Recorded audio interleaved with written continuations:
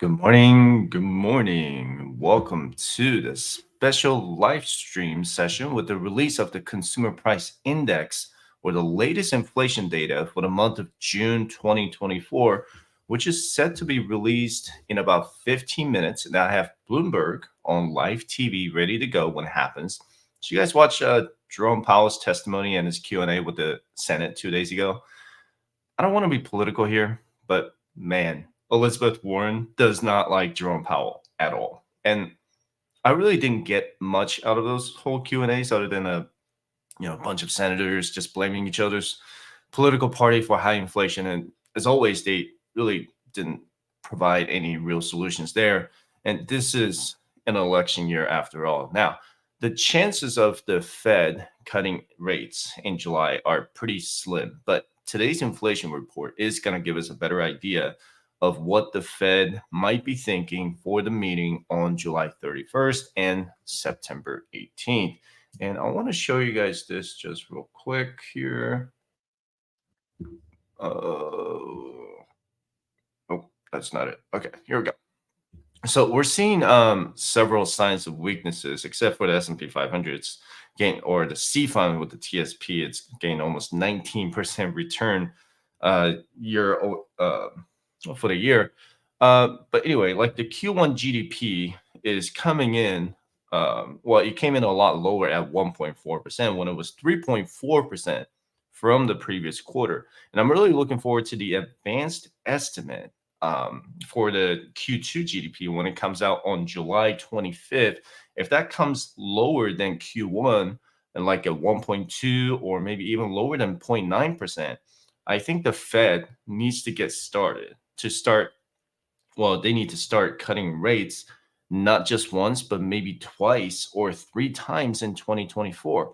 The second estimate for the Q2 GDP will be released on August 29, and the third estimate will be released on September 26. And speaking of rate cuts, I want to show you what I saw from this article here from Citi Research, what they said about the Federal Reserve.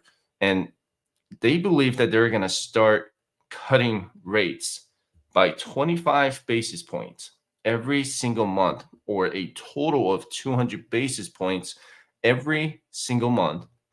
So 25 basis points every month starting in September 2024 until July 2025. And I talked about this in the previous live stream that unemployment is going to be the biggest concern going forward. And I said that an unemployment rate above 4.5% by the end of 2024 should trigger an alarm to the Fed that if they don't do something, we could see a recession that the federal government simply cannot afford right now with a massive amount of debt they currently have. And we don't want to see another recession like in 2008 and 2009, right? And we're not going to see a housing market crash, very unlikely. It's much tougher. But we all have to realize that it is much tougher to recover from high unemployment than high inflation. If the unemployment rate goes up next month to 4.2%, or maybe worse at 4.3%, then there's a possibility that we could finish the year with almost 4.5 or 4.6% unemployment. And I agree with Citi that if unemployment keeps going up for the next 4 months, the Fed is not going to have a choice but to drop interest rates by 25 basis points every single month, or maybe sometimes they go as high as 50 basis points. And speaking of unemployment here, let me know. Let me know if you guys can see that. Okay. All right. So let me show you where all the jobs went in the month of June 2024. U.S. non-farm payrolls grew by 206,000 in June, but the growth itself was narrow because most of them went to healthcare and social assistance, government and construction. The healthcare sector will continue to boom for the next 10 to 20 years. And I talked about that probably in every live stream here because of the baby boomer generation retiring from the workforce. The government sector has been growing consistently for the past several years, and there's no sign of any stoppage. And if you got laid off from a private sector job, I think it's worth looking into some government jobs. If you're looking for a job right now, The manufacturing continues to decline, and just in the month of June, there was a loss of 8,000 jobs, and which is not a good sign for our economy. The unemployment rate is now at 4.1%, and I believe that 4.3% by September should tell the Fed plenty to start cutting rates. Now, what I'm also paying attention to is the cyclical job sectors. We're already seeing a slowdown in the labor force. The question is, how slow is it gonna get moving forward? And here's what's also interesting. What's also interesting is that the unemployment rate for people, what did it say, with at least a bachelor's degree started to increase. Okay, so let me say that again. Unemployment rate for people with at least a bachelor's degree started to increase in June 2024.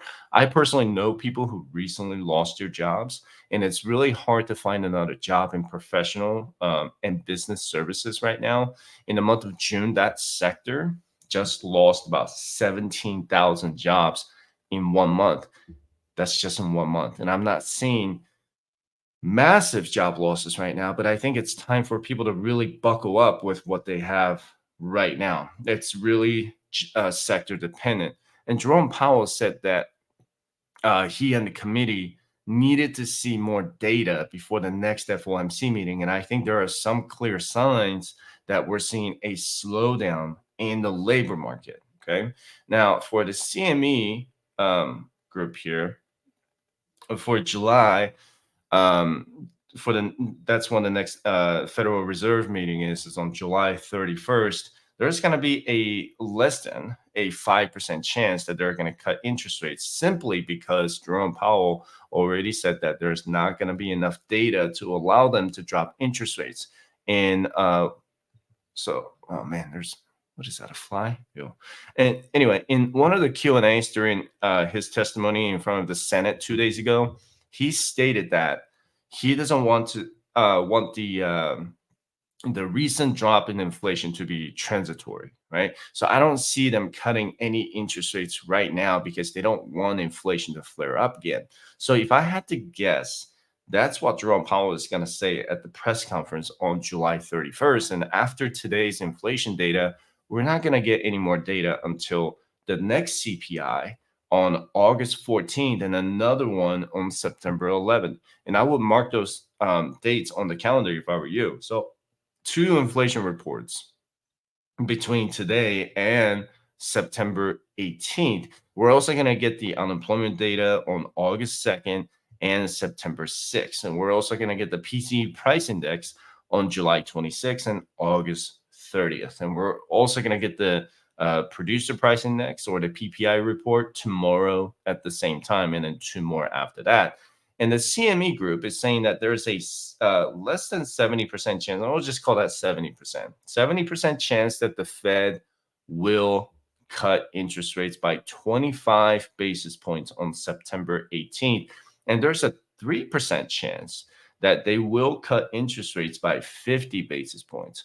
Remember that the Citigroup said about, what they said about the cutting 200 basis points for the next 8 meetings after July, right? So if they cut 25 basis points at every meeting starting from September 2024 until July 2025, we could see the Fed funds rates at 3.25 to 3.5%. Now, what does that mean for the mortgage rate? And it's not going to go down right away, but we're going to look at what the 10-year Treasury note is doing at that point. And obviously, it does depend on your credit scores, but you have to pay attention to the bond market when the first rate cuts happen. Okay, so when the Fed cuts rates first, then everything else tends to follow. If we're looking at 7% right now for the mortgage rate, then hopefully we could see the mortgage rates drop below probably right around 5%, if I had to guess, if the Fed funds rate is at 3.25 to 3.5%.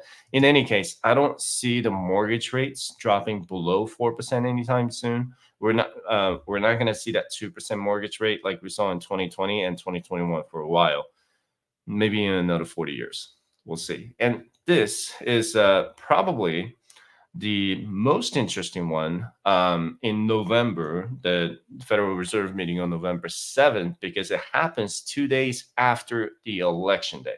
If the Fed decides to cut rates in November, the media might see that as because somebody got elected or somebody got reelected. I'm not going to get into politics on this channel, but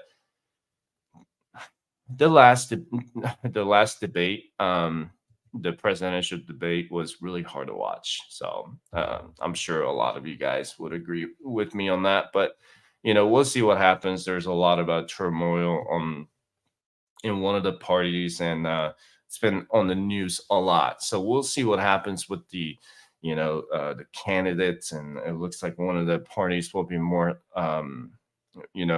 it just doesn't look good for one of the political parties. We'll just say it that. All right. But anyway, let's take a look at what Cleveland Fed is saying for the projection. Okay, so the CPI projection year over year for today, we're expecting 3.12% with a month over month increase of 0.07%, which is probably the smallest gain I have seen in a while. And the core CPI, which excludes the food and energy here, is projected at 3.52%. The PC inflation that will come out in a few weeks is projected at 2.48%. And if I were the Fed and I looked at this data, I would say we are already there with the 2% target rate. Again, the Fed has a very tough job to do because they need to time this almost perfectly to make sure that we don't go into a recession. Okay. All right. The report should be coming out shortly, and I have Bloomberg on live TV that we can all watch together and ready to go. And I want to say, I want to pay especially attention to shelters because it's been the largest contributor to the monthly all items increase. And obviously, the rent is still going up in some areas. Some places have been coming down. Mortgage, home sales. We'll see what happens with that. I'm also going to pay attention to motor vehicle insurance because that's one thing that's been very frustrating to the American people is how much they have to pay for their homeowners insurance, car insurance, and property insurance. And if you haven't noticed, your car insurance and homeowners insurance have likely gone up by a lot. Okay. And my car insurance went up by 27% in 1 year. And I posted on Instagram maybe last week, and I have no accidents on my record.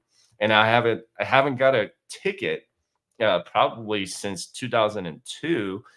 I'm older than than I look, but if you look at the earnings from these insurance companies, they all got a record-breaking profit. Makes you think, right? And we'll see what happens with that. So let me go ahead and pull up Bloomberg here so we can all kind of enjoy all the market craziness. And I'm sorry if it sound like I'm kind of slow today. I did wake up at 4:30 this morning, and being on the West Coast time out of Vegas, it's that's the downside of just paying attention to what's going on here. Let's see. Audio, sound on. Let me know if you guys can hear the audio. Okay, I'm sure you can. All right. So while we're waiting, we got about 1 minute, and we're going to find out what the inflation report is going to say.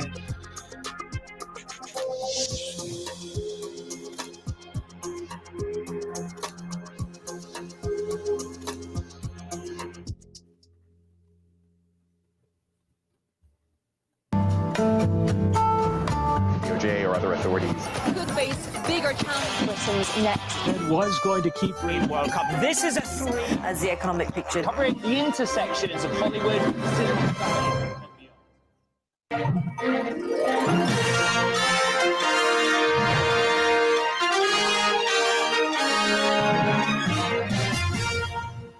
Bloomberg has enhanced search on the terminal to deliver what you need when you need it. Now, you can simply type phrases in everyday English in the command line. Compare financials. Find people. Okay. Analyze markets. You can enter phrases or ask questions. What do you want to know today? All right, should be coming out Ask a shortly. question or visit SearchGo to find answers now.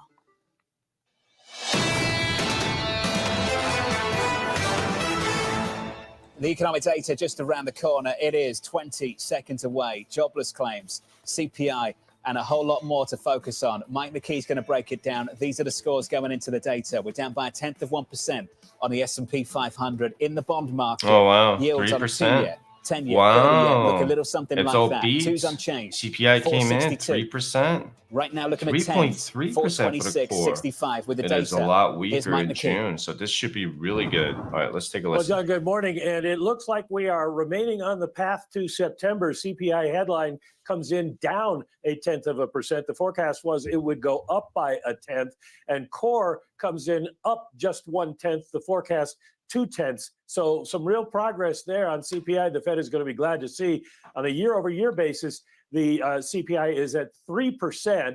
And the core is at 3.3%. So a lot of good news in the inflation headline numbers. In terms of jobless claims, 222, we go the other way. Instead of the crisis level, we're going back to where we used to be. Continuing claims, 1,852,000. So I'll take a look at the underlying data, and I'm sure you're getting a market reaction today. Yeah, you can guess in which direction. Mike, thanks for that. Mike, we'll come back to you in just a moment.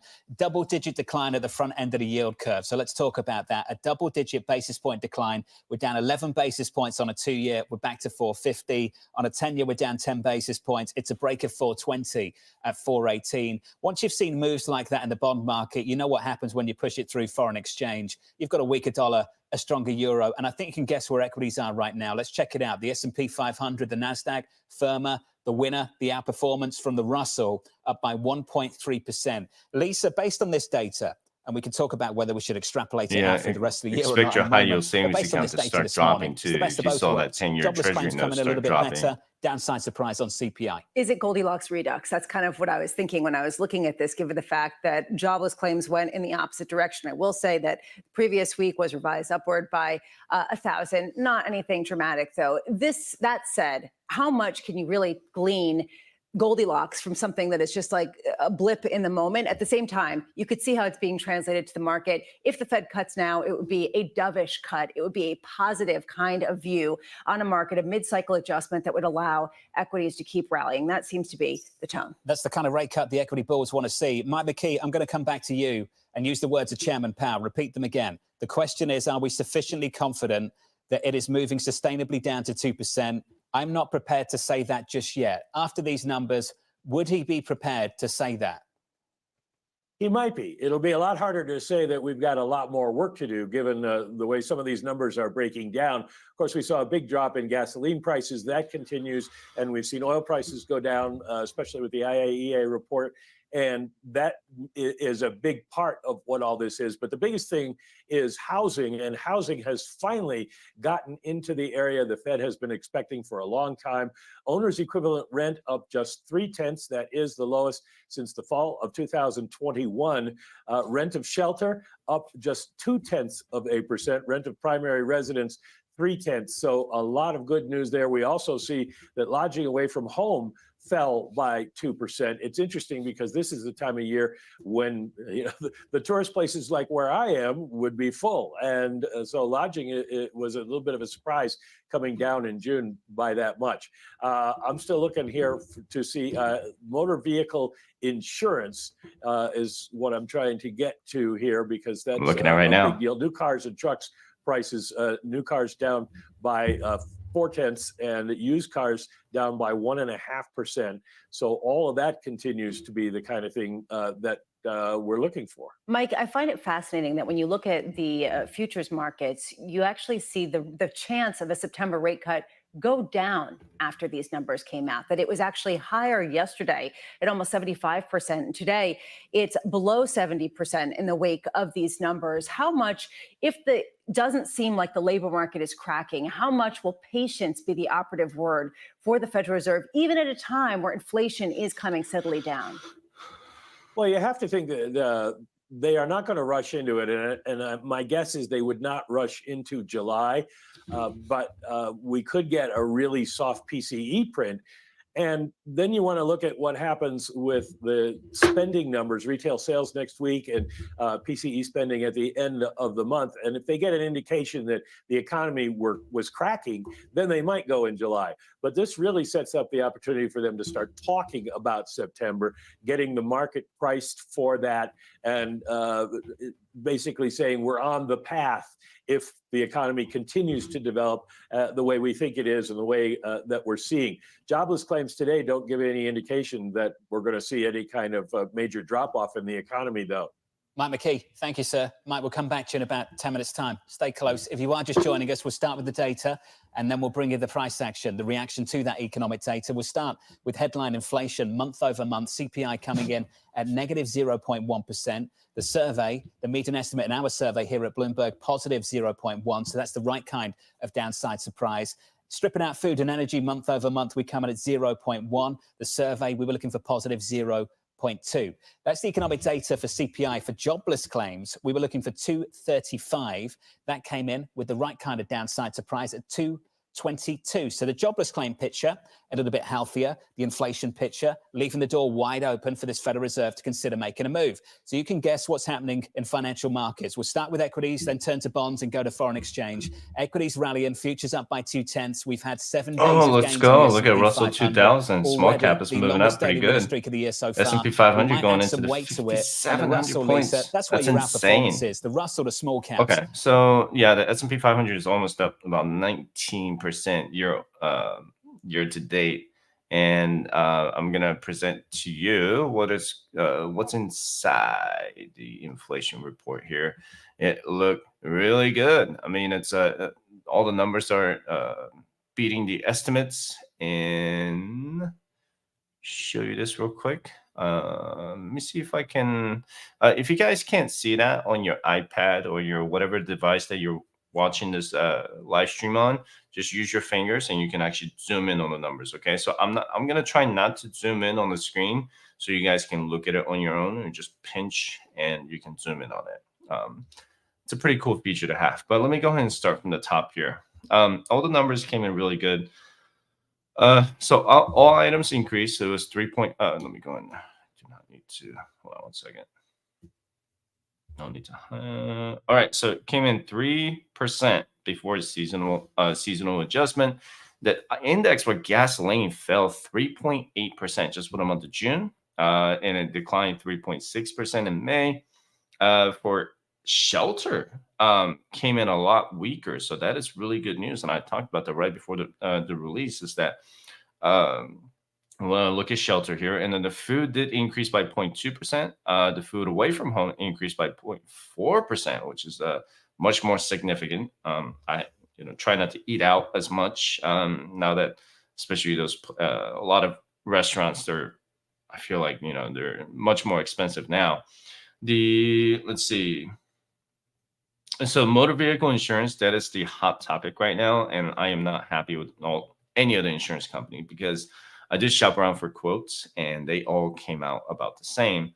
And it's kind of weird that they're all reporting record-breaking profit.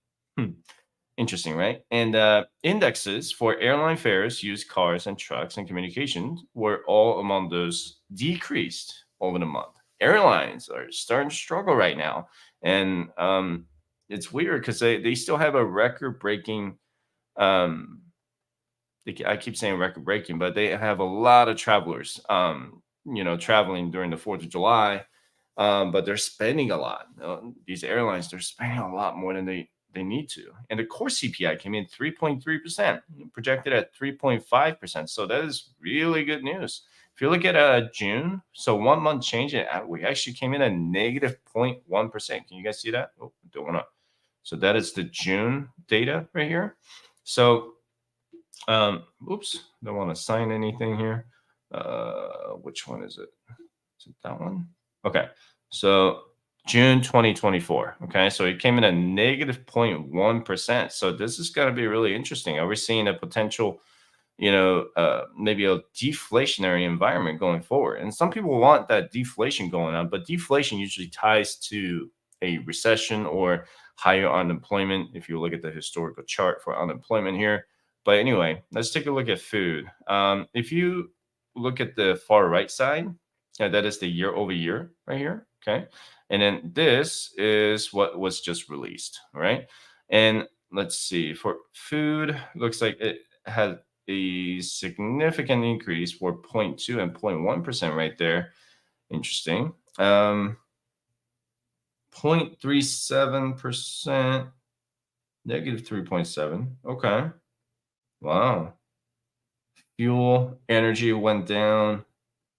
New vehicles are still going down. So I don't see the justification for the insurance companies to be overcharging us for the premium. So, that's something that that needs to be highlighted even more here, is the new vehicles and the used vehicles keep going down, and year over year it is still coming down. So I want to see what is going on with that.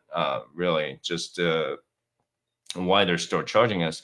When I called my company, insurance company, why they're still increasing the price. As I mentioned, it was 27% was the increase in my car insurance premium. And they said, well, it was because of the inflation in your area, and cost of services are going up. I'm like, really? Like, is that why? Because 27% increase for my car insurance premium is significant. And that's just sounded made up, in my opinion. I think that's just a definition of corporate greed, if you ask me. So looks like new vehicles and the used cars are coming down. Transportation services. So this is one thing that's been coming down a lot, but year over year is still up by 9.4%. Shelter right here, smallest gain. Look at that, 0.2%, which is good news because it is the largest contributor to the CPI. Shelter 0.2, already said that. Apparel, clothes are coming down, which is good. I've been wearing the same clothes for like the last 10 years anyway. Somebody in the comment section the other day, they're like, man, you have the same shirt on every single time, but different color. Yeah, I have like 5 of them, five times the black shirts and then gray shirts and all that. It's just, I don't know, they're cheap. Just go to Old Navy and got a pack, I don't spend a whole lot of money on clothes. Medical care services are still 0.2%. Electricity. Energy is all coming down. I'm not going to get into that too much. So food, let's see. Butter. Butter went up 2.4%. Okay, and let's see. That's all. Oops. Okay, that's no big deal here. Fruits and vegetables fell 0.5% in June. That is significant, actually. And bakery products decreased by 0.1%. So these are all weaknesses that we're seeing right now. But food away from home index right here, so it's still going up by 0.4%. Full service meals rose 0.6%. More of a reason to just stay home and eat. The food at home index increased 1.1% over the past 12 months. Not bad. And let's see. The index for food away from home rose 4.1% over the last year. And the index for unlimited meals rose 4.3% over the last 12 months. Okay, interesting. Energy, gasoline index decreased 3.8%. It increased slightly for the month of July when everybody was traveling for the 4th of July, but we're not going to get that data until next month. And I believe some people believe that the numbers might be going up for energy next month. We'll see about that. No, that sounds about right though. Okay, so right here, all right, the motor vehicle, 0.9% in June, following a 0.1% decrease in May. Okay, we'll look into that later on. I need to stop doing that. And let's see, the index for airline fell 5% in June. Holy cow! That is believable because I keep getting emails from like Southwest Airlines, Delta, and United. I've flown on all of them, and they keep sending me like all these discounts to fly with them. And went to Costco the other day and bought a $500 Southwest Airline gift card on the 4th of July. They had a sale, and I believe we bought it for like $420. It had $80 off from that $500 gift card. So that's a good hack to have. If you do fly Southwest, and if you know for sure that you're going to be traveling soon, but airline fares are coming down right now. And take a look at the international flights. And obviously to Hawaii is not an international flight, but flights to Hawaii have the prices have come down too. So not a bad time to travel if you're looking to travel this year, and if you have the travel fund to do so, and you're being responsible with your spending. But take a look at that. Airline fares, yeah, they're coming down a lot. And shelter, we talked about that. And yep. Okay. So I did highlight some things down here that I wanted to go over. And the main topic was motor vehicle insurance. So I highlighted this because of that 19.5% year over year increase, while new vehicles and transportation services, used vehicles are coming down. And when I called them, like I said earlier, when the reason why they're pushing the prices up, and this is what they said, okay, it doesn't matter if it's Progressive, Geico, or any companies, it's because they said that the accident rates have been going up, costs of goods and services are going up, and when replacing vehicle parts, motor vehicle maintenance and repair have gone up.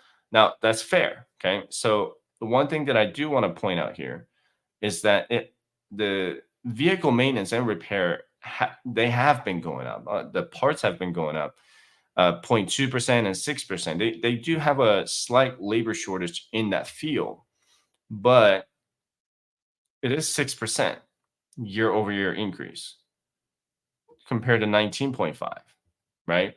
And when you compare all of that, and all the vehicle purchased vehicles, used vehicles is down negative 10.1%, right?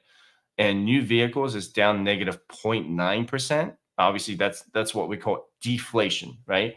And they're just keep charging us, and you're reporting record-breaking profit. It's unacceptable. And that's something that maybe Congress needs to do something about it. And this is something that is screaming corporate greed, in my opinion. Okay, I'm going to say that over and over again, but this is something that's it's not just the motor vehicle insurance, but homeowners insurance is still going up. I believe State Farm or some other company just announced that they're departing an area in California. They can't cover California anymore or something like that. So yeah, I want to see hold on. What's Bloomberg saying right now? Where cost pressures are squeezing companies. And that's really their problem. And they will, if you cut interest rates and you have a sharp rebound in economic activity, they will pass those price increases along. And when that happens, then it becomes a problem for them. This is why go slow, take your time. You've got a winning hand. Why would you do anything today or potentially September to destroy that winning hand? It makes no sense to me. I just wanted to know if fog and mirrors was on the job description at JP Morgan. That's all I want to know now. I wanted to know what he was talking about. Is it that you get close to it and go, Yeah. That's how you check if somebody's actually on the living. You put a mirror up to the mouth. Okay, thank you. Catch up. Thank you. I'm just trying. hoping no new hires at JP Morgan are watching this. David Shuler of Mizuho, David Kelly of JP Morgan, to the both of you, thank you, gents, just fantastic. Agreeing on something as well for once too. They can wait.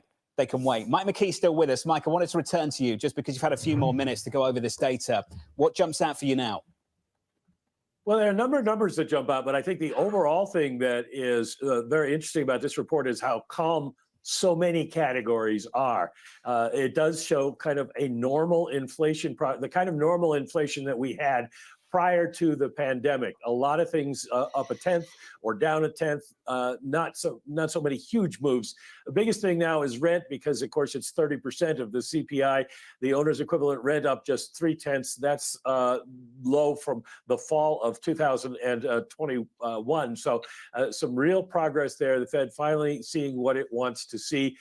Food prices up just a tenth, apparel prices up just a tenth, airfares down 5%. You can see Delta was getting ahead of the CPI with that release that it put out. But used cars were down a lot, new cars were down a lot. Automobile insurance, the one thing that rebounded from last month's drop, was up 0.9. So basically, it's a very benign inflation report. And because it's broadly benign, I think that gives the Fed a little more confidence that inflation is going to remain under control, because it's just the whole process is coming out as it used to. And this bond market rallying quite hard off the back of it. Yields drop in. Mike, thank you, sir. Mike McKee there, breaking down CPI, the inflation data, and jobless claims as well. Let's get you an update on stories elsewhere. Let's do that and get the Bloomberg brief with Danny Berger. Hey, Danny. Hey, John, I do just want to go over those figures one more time. Both core and headline CPI coming in softer on the month. That has sent money market odds for September cut to over 80%, and the front end of the curve, as you mentioned, John, to its lowest since March. The 3.3% annual gain in the core reading is its smallest since April 2021. Only 4 of the 71 economists surveyed had predicted that the core monthly gain would come in at 0.1%. Everybody else was higher. As for the individual components, Mike mentioned some of these, but used cars down 1.5%, hotels down 2%, and airfares tumbled by 5%. Elsewhere, so Citadel Securities is crafting a new plan to handle even more of Wall Street's trading, according to people with direct knowledge of the matter.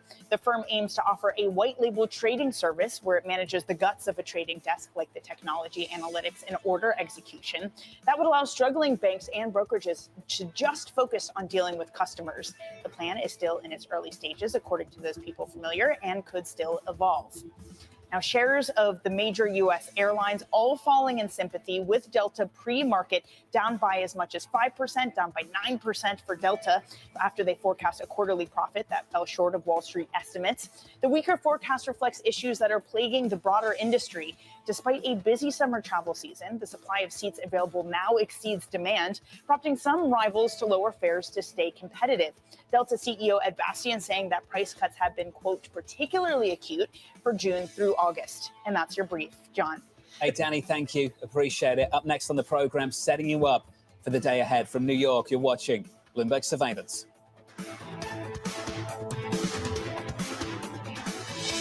Yeah, so I was just looking at it. Homeowners insurance is not, not the top names in tech are on Bloomberg. So vehicle insurance is not the only one that's going up. Homeowners insurance is going up a lot too. And I'm going to see if I can find that real quick. And medical premiums. So, obviously insurance varies by what product you get, but the medical insurance did go down by 2%. So that's, or medical premium. Sorry, I should be more clear about that. So medical premiums have come down a lot. Let me take a look at homeowner. Let me see if I can find this. They have a breakdown. Tenants and household. Yeah, so tenants and household. Sorry, let me go and share the screen here. And tenants and household here, it is going up by about 4%. 3.2% year over year. And why isn't it letting me share? That's weird. Okay, so it is going up 3.2% year over year, and it has decreased by negative 0.7%. I looked at my homeowners insurance bill. It did go up by about 2% year over year. I get billed every year for the homeowners insurance. That's billed directly to the mortgage company, right? So mortgage company has escrow, and they pay that directly to the homeowners insurance policy, whoever. Anyway, so it did go up by about 2% when I look at the bill, and it looks like the transportation services, and I looked at some of the what the article was saying here. Come on, share. Why is it later? Okay, there we go. Now it's working.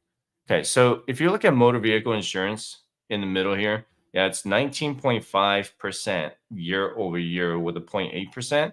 And if you look at the motor vehicle repair, let me see if I can minimize that here. Can I highlight it? It's 6.7%, but there's a deflation of negative 0.3%. Maintenance and servicing, it went up by 6.1%. That's year over year numbers on the left. Okay. And then the motor vehicle body work is 0.7%, and motor vehicle maintenance and repair overall is 6%. But it's a mixture of numbers. Like there are some deflationary signs, maybe month over month. Another one here, motor vehicle fees. You can look at the complete breakdown on the obviously the same website that I'm looking at right now.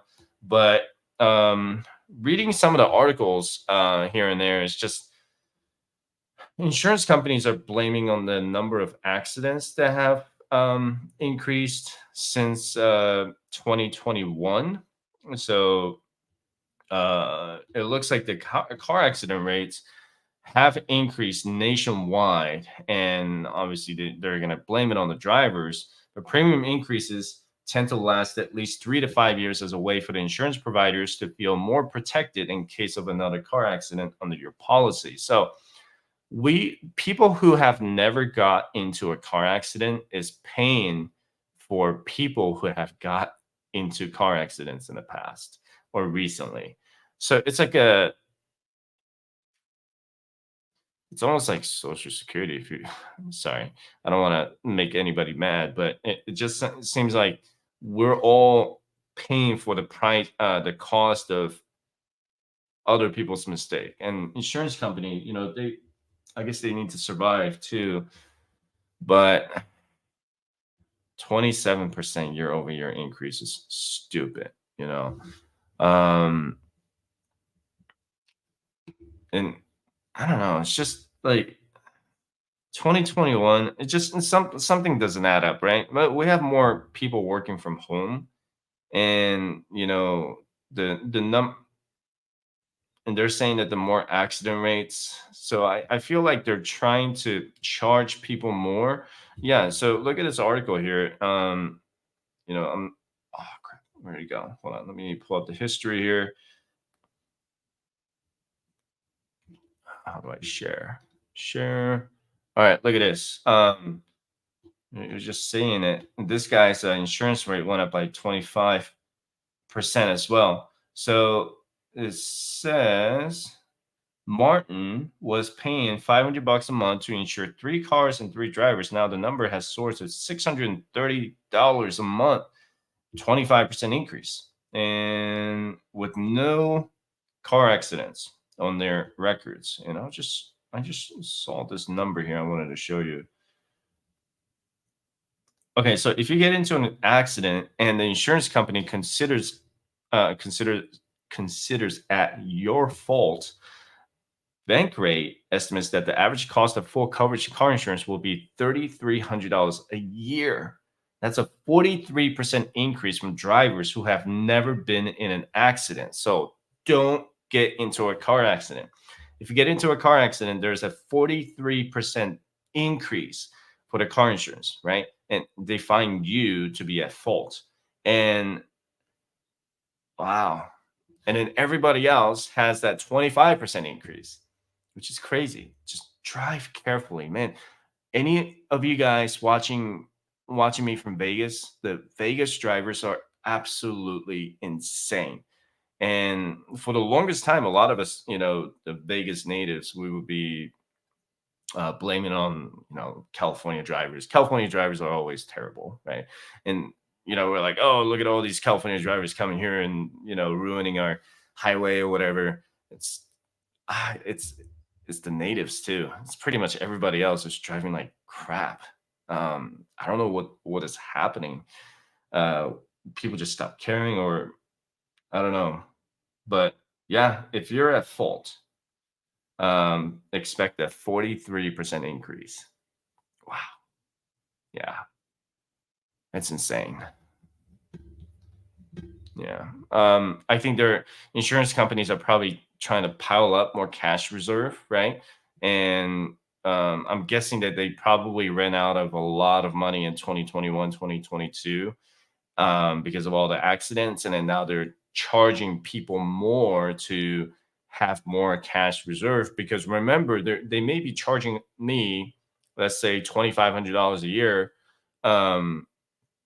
but replacing someone else's vehicle would cost them 40 grand. So, one car accident might take 10 insurers to pay for that car replacement. It just feels like, yeah, it feels wrong, but it is pretty annoying, and hate to see that. Somebody said, maybe we should just move out of the US. I mean, I love it here. I'm not gonna, you know, came to the country 1999. I'm not going to move away from the US, but I do want to live overseas. I do have a fire plan to, live in another country. I'm still going to have a home base in the state of Nevada, and just still have the 181-day requirement to have that state residency. And there's no state income tax in Vegas, in Nevada in general. But I would love to just live in another country for, like, let's say a month or 2 months or something like that. There are retirement visas. There are digital nomad visas that you can go on, and you can live in another country up to, like, say 90 days without a visa. Having a US passport is pretty sweet. So some of the countries that I am thinking about when I retire early is maybe like Portugal, Japan, Croatia, Norway, Seychelles. Have you guys heard of that? Seychelles? Oh man, it's such a beautiful country. If you ever follow this channel called Our Rich Journey, they retired in Portugal, and they have a pretty awesome channel you guys can check out about how they retired early, I believe in their 40s, to Portugal. And they have a pretty incredible story there. I believe their fire number was like 2.8 million, 2.7 probably. But yeah, check it out though when you get a chance. But Seychelles is such an underrated country. Like, people don't really talk about it, and they have a really good digital nomad visa program. And I wanted to put that up here. While we're talking about all the high cost of living in the US just keep rising. Let me see. I don't think I've ever done a video on this one, but if you Google digital nomad visa in Seychelles, let me share the screen here.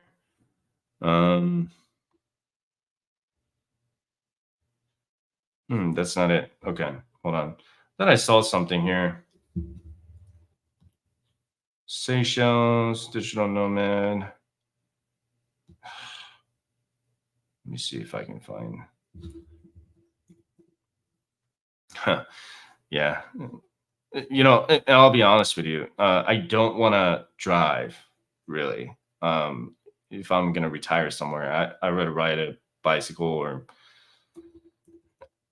it's not that I don't enjoy driving. It's just I don't like how other people drive. And, it's just, yeah.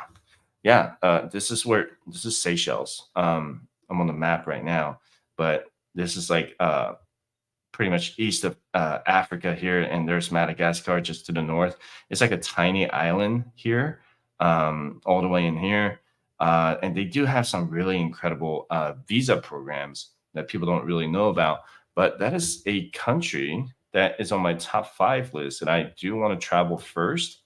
And when I say travel, maybe, even stay there for about 30 days or more to find out if that's the right place for me, right? probably stay away from there during the typhoon season, maybe. But that is something that I have been looking into. Somebody said come to El Salvador. Heck yeah, man. That's on my list too, to travel. And Vietnam is that's another country that's on my list as well, that I do want to travel to. And for the life of me, I can't find digital nomad visa. Believe it's here. This is the digital nomad from a digital nomad embassy. So if you don't know what a digital nomad visa is, if you have a job, if you work remotely, right, from the US, let's say, and then when you apply for the visa, you just have to show that you have some type of income coming in, and they'll let you in. They have a visa for like a year, sometimes 2 years. And when you apply for that visa, you can just live in that country without paying any taxes. It depends on the country you go to. You're already contributing into their economy by living there. And some countries are, they're more desperate for you to show up there, to live there, because of the declining economic condition. But it's really interesting. But just take a look at it. Digital nomad visa. So valid passport, work remotely. You must work remotely as an employee or freelancer. So I could work remotely, as a guy doing finances, and I'm on YouTube every once in a while. Imagine me just live streaming from Seychelles, right? And talking about CPI in the US. You got to have international health insurance. And there's no set minimum income requirement. So for this country, it doesn't have any minimum income requirement, but some countries do. So you just got to look at their website, and you just got to wait for within a couple weeks of and get the approval. Man, this is really kind of tempting right now. Look at that. Look at that. Wouldn't you go there? Doesn't that look good? Yeah, water looks good. I don't know. Seychelles tourism pictures. I don't know. Let's take a look. Man, yeah, looks good.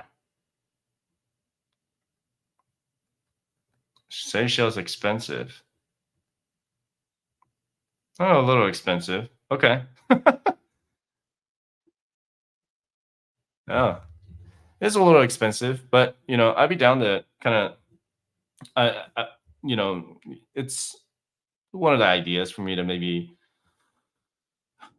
have all right. So states that have no state income tax, Alaska, Florida, Nevada, New Hampshire, South Dakota, Tennessee, Texas, Washington, and Wyoming. Okay.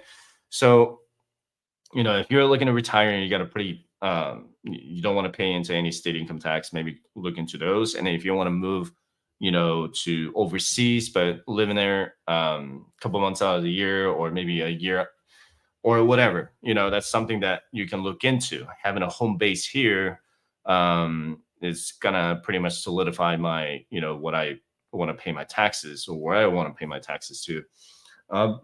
But yeah, 5 countries that I'm really looking into: Portugal, Japan. I've lived in Japan.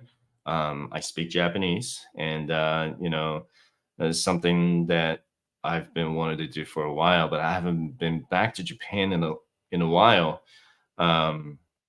Mannerism, that's something that I really need to practice more. When I go to Japan one day, I had a couple of clients call me from Japan. That was really cool. I was really jealous that they lived in Japan. Croatia, that's something that that's on my list too. Norway is on my list, but that's a little expensive too. Norway is supposed to be the most expensive country in Europe, if not the world. I don't think it's the world. Maybe the second most expensive as far as cost of living goes. But yeah. Anyway, really appreciate you guys joining on this live stream. I know times are tough. Let's keep an eye on inflation. We got a Federal Reserve meeting on the 31st to find out what they're going to do with the interest rates. But right now, we are still looking at no rate cuts in July. So before I log off here, let me just show you this. Oh, slightly increased. I mean, we'll see. I just don't see that happening. 8.8%. Previously, it was 5%. I mean, this CPI came in a lot weaker, right? It came in at 3% instead of 3.3%. That is a massive beat.